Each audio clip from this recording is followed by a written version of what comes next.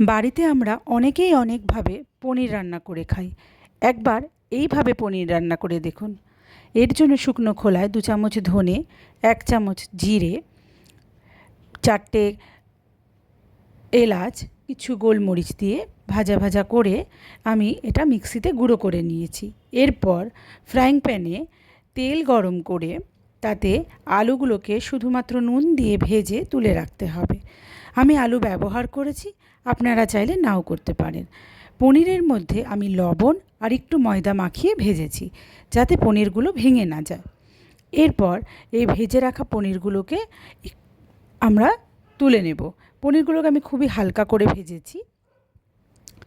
তুলে নেওয়ার পরে কড়াইতে বা ফ্রাইং প্যানে যতটুকুনি তেল থাকে তার মধ্যেই আমি এখানে পেঁয়াজ, কাজু বাদাম আর আদা ভাজা ভাজা করে নিচ্ছি। চাইলে আপনারা এখানে 2টো কাঁচা লঙ্কা ব্যবহার করতে পারেন। আমি এখানে কাঁচা লঙ্কা ব্যবহার করিনি, আমার বাড়ির ছোট বাচ্চারা খাবে। গোলমরিচটা যেহেতু দেওয়া হয়েছে তো ওখান থেকে একটা ঝাল উঠবে তাই। আর এখানেই এই পেস্টটা এই তেলের মধ্যেই আমি ঢেলে দিচ্ছি। আর মিক্সির বাটি ধোয়া জলও দিয়ে দিয়েছি। আর দিয়েছি 2 চামচ মতো ওই গুঁড়ো করে রাখা মশলাটি। দেওয়ার পর আমি আলুটাও এর মধ্যে দিয়ে দিয়েছি, কেননা পনির রান্না হতে বেশি সময় লাগবে না, আলুটা সেদ্ধ হতে একটু সময় লাগবে। তাই জল দিয়ে আলুটা সেদ্ধ হতে দিয়েছিলাম।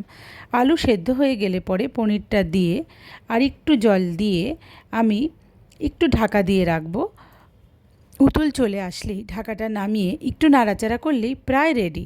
এরপর আমি এখানে কাসুরি মেথি আর ওই ভাজা মশলাটা আর একটু দিয়ে দিচ্ছি, একটু চিনিও দিয়ে দিয়েছি।